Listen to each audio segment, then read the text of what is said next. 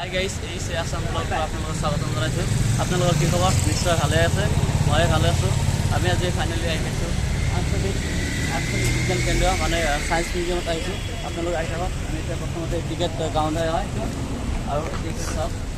Ticket কাটিম আমি চাব পাৰে। টিকেট কাটিম। দাদা টিকেট কেই টকা? 30 টকা। টিকেট দুখন টিকেট দিব। গাইজ চাওক, আমি দুজনৰ কাৰণে দুটা টিকেট লৈ লৈছোঁ। এতিয়া আমি ভিতৰলৈ যাওঁ। আহক টিকেটটো চাব পাৰে। টিকেটৰ মোবাইল টিকেট দেখাই দিয়া। ইয়াৰ টিকেট চাব পাৰে।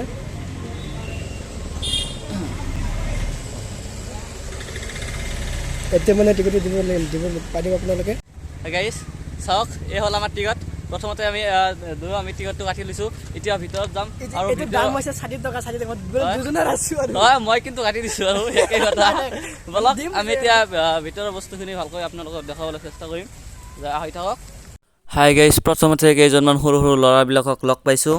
হাই মাৰি দিবা।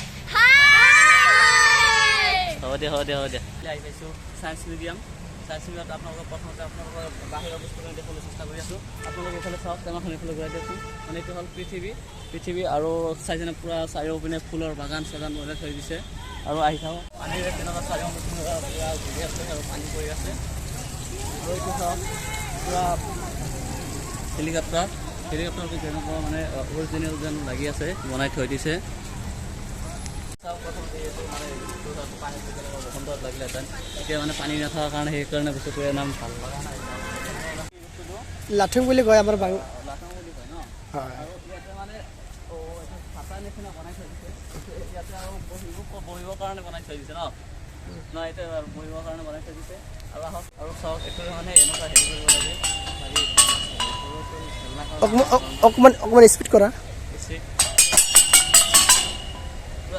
মিউজিক আহি যায়, এইটো বজাই দিলে আৰু মিউজিক আহি যায় আৰু এইটো মানে হেৰি আছিল, ঘূৰি আছিল মানে ভাঙি গৈছে এতিয়া আৰু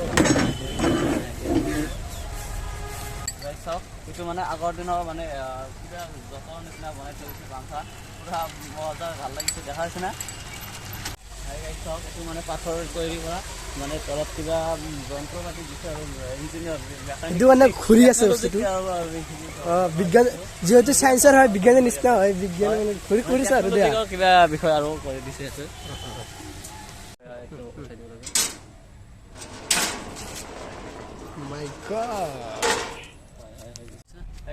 চাওক, ইয়াতে মানে ডাঙৰ মানুহে জোলনা খেলাৰ কাৰণে বনাই দিছে। এতিয়া জোলনা খেলি আছে, আপা আপিবিলাকে ইয়াতে আহিব আৰু বহিব আৰু জোলনা খেলি আছে।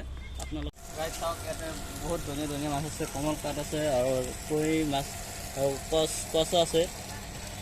আৰু এইটো মাছ হ'ল চিকমিকি মাছ। এইটো মাছ মানে আমাৰ পুখুৰীত আছিল, কিন্তু মানে এতিয়া তল ডুব দিছে না, এতিয়া ক'ত বা দিছে। এতিয়া এনেকুৱা এখন ঘৰৰ ভিতৰত লৈ যাম, মানে বহুত ধৰণৰ মাছ পাব।